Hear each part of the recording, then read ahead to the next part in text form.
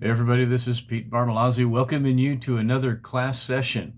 And I'm continuing with the book of Exodus. And we're just now getting to chapter 3. At the end of last session, I just began to read the first few verses, in fact, the first 7 verses of chapter 3. And of course, now chapter 3 of Exodus, we're getting into the burning bush experience that Moses had. And of course, beginning by talking about how he was just a shepherd. He was keeping the flock of his father Jethro, his father-in-law, who is the priest of Midian. And he went to the backside of the desert, as it says, as the King James says, and came to the mountain of God, even to Horeb.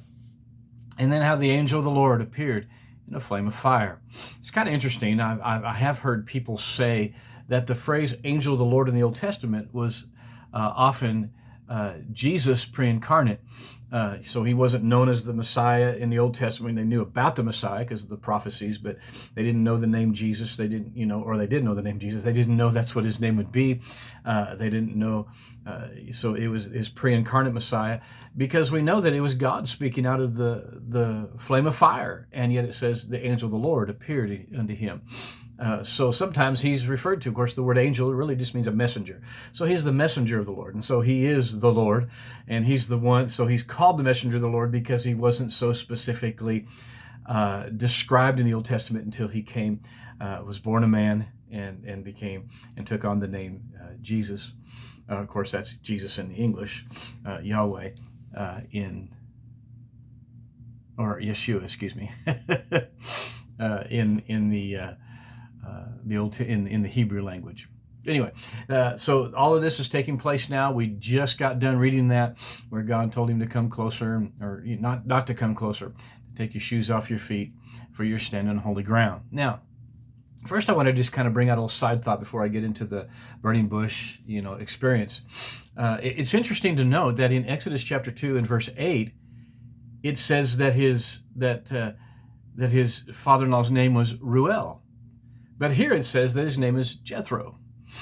So we need to understand that name was used in that day to whatever anybody was called by, whether it was their given name, or it was their title, or if it was a nickname.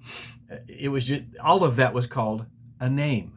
So even titles were considered a name. Now, in the English language, we specifically distinguish the difference between, when we say your name, we're usually referring to your given name, what your parents named you when you were born, and your title, like, if you're president or senator, or, you got titles that come with your name, and that are attached to you.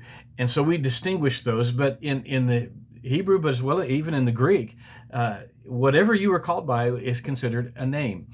And so that's one thing to understand. Jethro means excellency, and it says he was the priest of Midian. So this may express that this was a title, while Reuel means friend of God, and many believe that this was his given name. But it could also be a title, needless to say, as the priest of Midian, which would not be uncommon in that day to have more than one title when you're a leader of a people. Since he was the priest of Midian, which was the name of of course, Midian is the name of a much larger expanse of land that also engulfed this region of Horeb. Now, of course, one source I read believed that it could be that, because even your grandfather was just called father.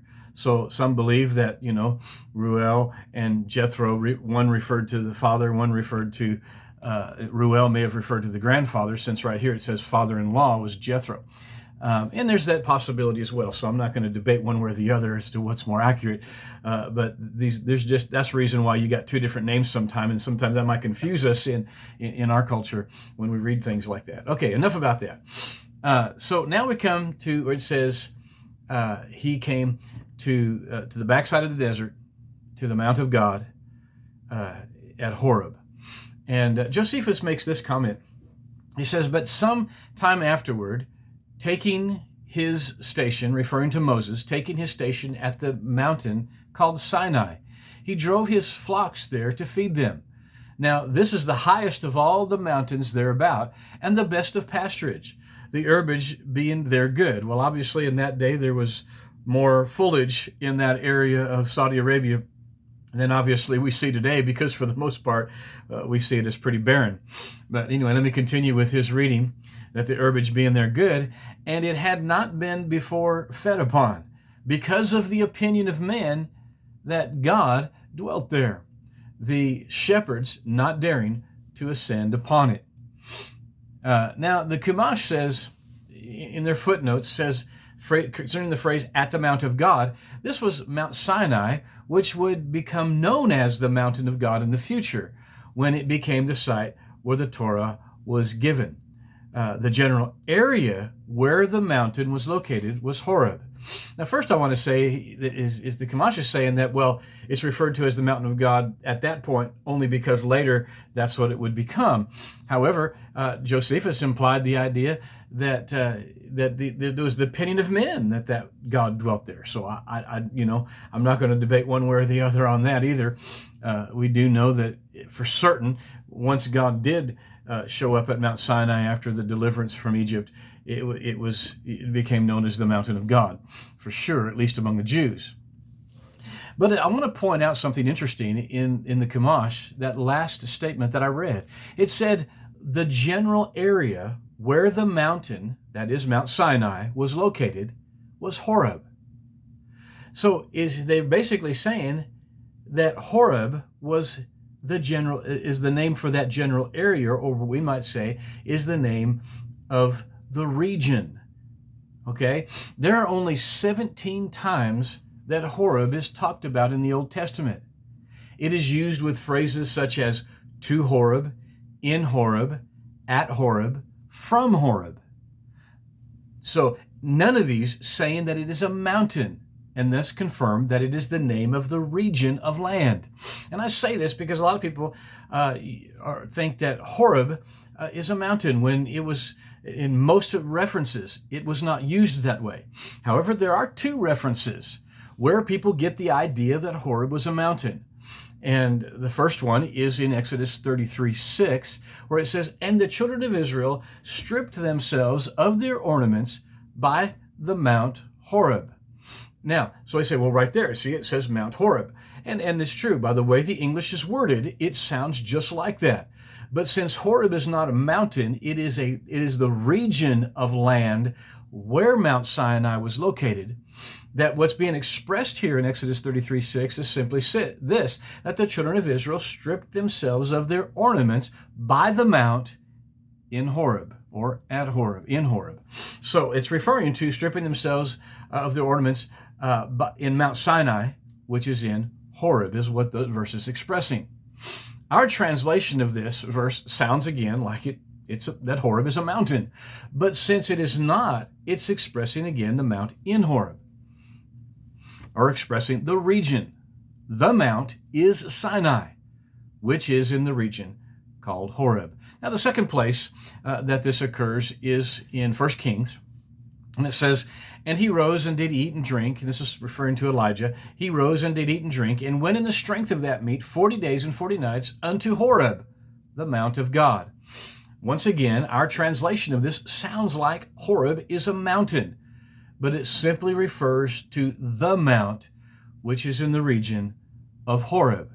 Like I said, 17 of the references only talking about in Horeb, at Horeb, from Horeb, and so on, but not a mountain. And so anyway, also, this is the reason that many have mistaken Horeb and Sinai as being two names for the same mountain, which is what I thought as a teenager as I was growing up, and I read it, because that's what it sounds like from our perspective. But it's simply the fact that since Sinai was in the region called Horeb, and so anytime the Jews would refer to Horeb, they were referring to Mount Sinai, which is in Horeb. And therefore, Sinai and Horeb became synonymous terms. And so that's one reason why we've thought of it either as two names for the same mountain, and why there are some who thinks, and there are those who think that it's two different mountains. But Horeb is not a mountain. The Chumash, where it said, now in continuing on in this narrative, concerning the phrase, do not come closer, for the place on which you stand is holy ground. And the comments in the Chumash are simply this: the entire mountain was holy during the time when the Shekinah was upon it. Now, the Shekinah refers to the manifest glory of God. Now, the Jews will just say the Shekinah, but as Christians, since, the Hebrew is not our common language and we've learned about the Shekinah, we usually just say the Shekinah glory. But they usually don't add glory to it. They just say the Shekinah because that's what it's referring to. It's referring to the manifest glory of God. And that's what the Shekinah is. It's the manifest glory of God, such as when Solomon offered prayer and sacrifice at the dedication of the temple.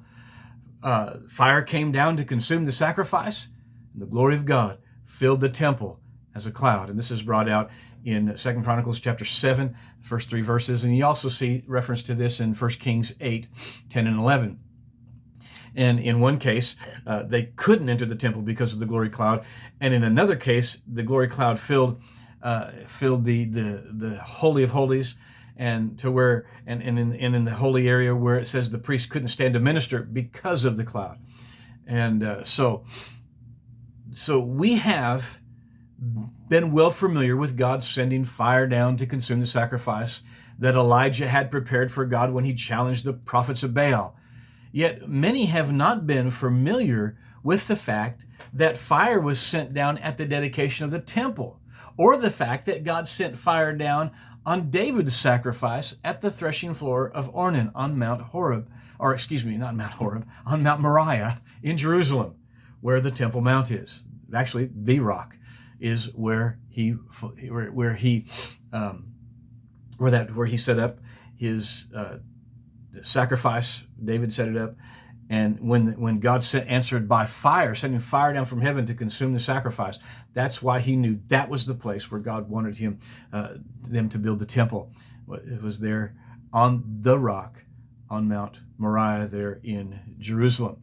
And it is also believed, because it was in the land of Moriah. So this name was Mount Moriah was named after a region of land that was once called Moriah, where Abraham brought Isaac to sacrifice him. It is believed that it took place on that exact spot where Abraham was to offer Isaac, even though we know he didn't in the end, but he had to be willing. And then God provided a ram, which is a sign of the fact that he would provide the Messiah. Okay, enough about all that. It's not really the main thing. The key is I wanted to bring out, though, is that not only did the glory of God fill the temple, but that God answering by fire was also the glory of God. And so the pillar of cloud, the pillar of fire that led Israel in the desert was also the Shekinah. But when the Shekinah, the manifest glory, was not seen, we do often see the results of the glory of God on behalf of his covenant people many times throughout the Bible, Old and New. I know that Kenneth E. Hagin talked about several times where he would see into the spirit realm, and he'd see the glory cloud coming into the auditorium from the back. One time he described from the back of the auditorium coming forward, and he said it just like it rose fold upon fold as it just kind of rolled in, is the way he described it. And but not everybody saw it. In fact, nobody else saw it but him. And there are other times where he saw the glory cloud come in, and on rare occasion other people would see it, but most people didn't see it. So obviously it's only seen by those who can see it, as far as when it comes in spiritually. And you don't see it just in the natural realm like the Jews saw it. Of course, on Mount Sinai, the fire on Mount Sinai was the Shekinah, just as it was mentioning that when the fire on Mount Sinai, that was the Shekinah, the manifest glory of God. That's why Moses could go up in it and not be all burned up. That's why the bush can be on fire with the Shekinah fire glory of God, or the glory of God manifest as a fire, and not burn the bush up, because it wasn't natural fire. Natural fire would burn a bush up, but the manifest glory as a fire does not consume. At least it didn't consume the bush. But there is evidence that it did. It'll only do that when God wants it to. The top of Mount Sinai, the real Mount Sinai, is like it's burnt black on the top of the mountain, and not the same color as all the kind of the brownish color. And I'm kind of getting ahead of myself because we haven't come to Mount Sinai yet, so I'm going to stop there. But we are at Mount Sinai, I guess, for this issue. So anyway, let me continue on. I spent more time on that than I planned.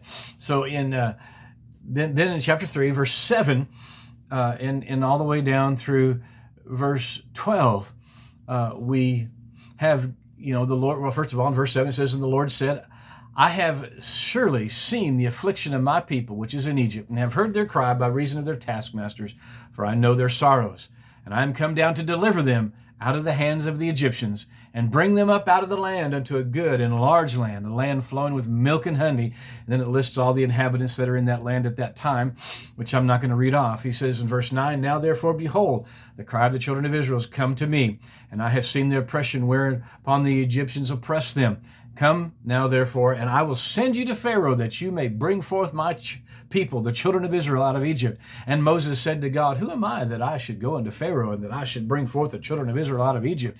And he said, "Certainly I will be with you, and this shall be a token unto you that I have sent you. When you have brought forth the people out of Egypt, you shall serve God upon this mountain." Oh, my throat was getting a little dry there. So now remember, Moses was raised and educated in Egypt. He was trained in the high court of Pharaoh. Thus, not only educated in mind, but also of the oratory ability of the Egyptians. Because he was basically raised like a prince in Egypt. Now, whether he was called a prince or thought of that, again, remember his daughter wanted him to succeed her dad upon the throne of Egypt as Pharaoh, at least in the beginning. But anyway, so he was also trained as a warrior and had wisdom beyond the Egyptians and Ethiopians on how to wage war. But God didn't want the Egyptians to take credit for making him the deliverer of the Hebrews. So God put him in the backside of the desert to get all the Egyptian training out of him, so that God could make Moses into what he wanted, so that the Egyptians couldn't take any credit whatsoever. Now, a footnote in the Chumash concerning the phrase where Moses said, "Who am I?" Moses had to evaluate himself, and this is their notes, and determine if he was equal to the task.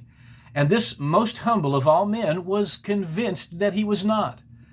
As one of their great rabbis in his notes stated, God would tell him during the lengthy dialogue that Pharaoh would not heed his message, nor did he guarantee at first that the Jews would believe him. If so, logic dictated that Pharaoh's disdain would cause the Jews to dismiss Moses as a divine emissary, as indeed occurred. This is why he was justified in questioning the divine choice of so obviously inadequate a man to carry out a mission that was beyond his capacity. For if he were indeed to fail, God's name would be desecrated. But you also have to take a look, and of course that's the end of the notes that they had, but we also take a look at the thinking that seemed that Moses would have had. First of all, he had been raised a prince in Egypt and had become aware of being the one through whom God would deliver Israel. We talked about this. And tried to do it of his own accord by killing the Egyptian, beating a Hebrew. And then his own rejecting him at that time. So he fled to Midian, knowing that thing would have been out and given the Pharaoh cause to kill him. So instead of being the deliverer, all of a sudden, boom, he's running for his life. when he tried to step out on his own to do it. And then second, now, he spends 40 years as a shepherd, because it speaks of when he killed the Egyptian, when he went to visit his own, that he was 40 years old. And then when later we know he was 80 when God appeared to him. So 40 to 80, obviously, another 40 years. So he spends 40 years as a shepherd, which the Egyptians viewed as a lowly position and only had their servants and slaves care for their flocks. So now he settled into what he was raised to see as a lowly position. So from prince, what may be a prince, raised like a prince, whether he was considered that or not, raised like a prince in Egypt, and then lowered down to what the Egyptians saw as a very lowly position. So now he's lowered himself into this position for 40 years. It was probably really hard on him at first. And he finally just over the years just settled into it, and that's just what I am. He went from a high position to what they was considered a very lowly position. And he had probably completely lost view of his call to be God's choice through whom he would deliver his people. So in those 40 years, he went from I am he to who am I? And now at 80 years old, God is finally telling him that it's time for him to fulfill his calling upon his life and stand before Pharaoh to represent God and call for God's people, the Jews, to be let go from slavery and to go and serve their God. So that's kind of, you got to thinking of Moses. I can see where he went, because of those two positions, a prince, being raised like a prince at least, if not a prince in Egypt, to, being a general of the Pharaoh's armies and being victorious, to doing what the Egyptians thought was a very low thing that they wouldn't do. That's why they had servants and slaves take care of their flocks for them, and he went to a position like that for 40 years as well. So now we get to we're still in chapter 3, but in verse 13, where Moses said unto God, Behold, when I come to the children of Israel, and they shall say, The God of your fathers has sent me unto you, and they shall say to me, What is his name? What shall I say unto them? And God said unto Moses, I am that I am. And he said, Thus shall you say to the children of Israel, I am has sent me unto you. And God said moreover unto Moses, Thus shall you say to the children of Israel, The Lord God of your fathers, the God of Abraham, the God of Isaac, and the God of Jacob, has sent me to you. This is my name forever, and this is my memorial unto all generations. Now, it's kind of interesting to note, why was Moses saying, well, when they'll ask me, what is his name? What'll I say to them? Why did even Moses ask that? Because, Abraham, Isaac, and Jacob never, said, well, what is your name? After them, the 70 that came into Egypt, nobody was asking that question. So why were they asking that question now? You got to understand that the Egyptians, they served a plethora of gods, but they had a name for every one of them.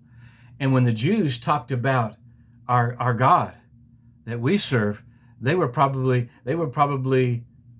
thought strange of that they couldn't tell you what his name was. We didn't have a name. They called him God, and he had other references to him like El Shaddai and things like that, but he didn't, that was not, now in that culture, again, in that language, even the title like El Shaddai and stuff would be considered his name, but there was an understanding in their mind that there was a given name, like the name you receive from your parents when you're born. And so, I go by Pete because that's my name is Peter, but I usually tell people only my mom's allowed to call me Peter, so I go by Pete, but it's because that was my given name.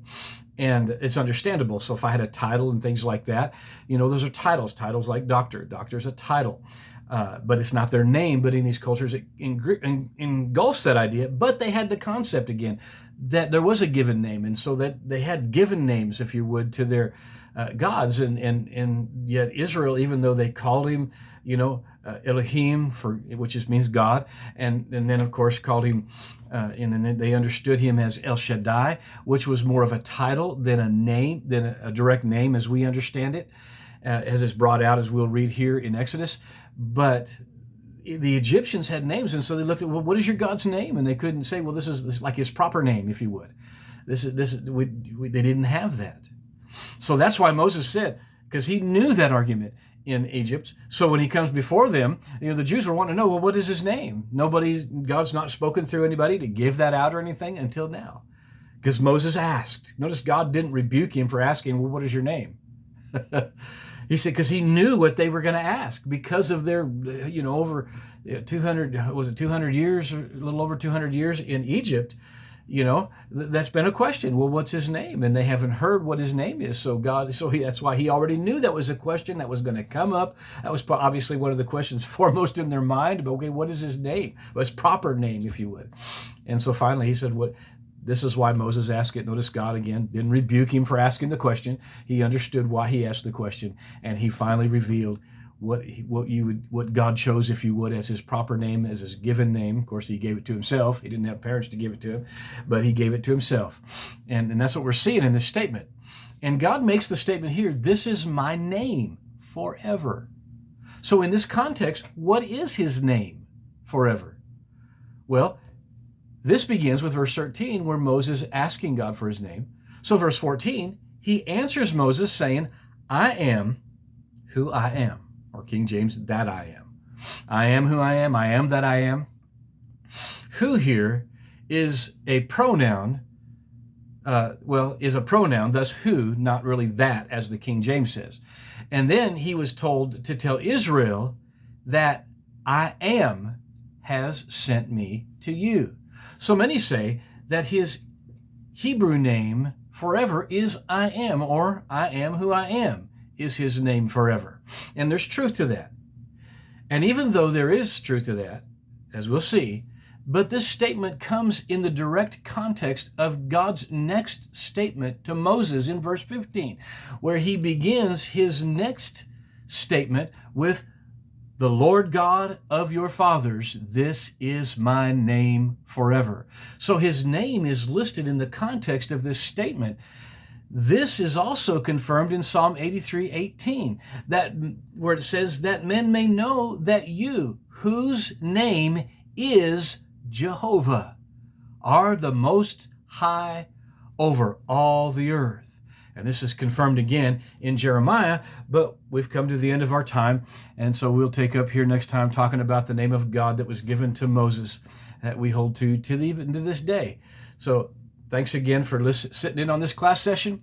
Until next time, be blessed.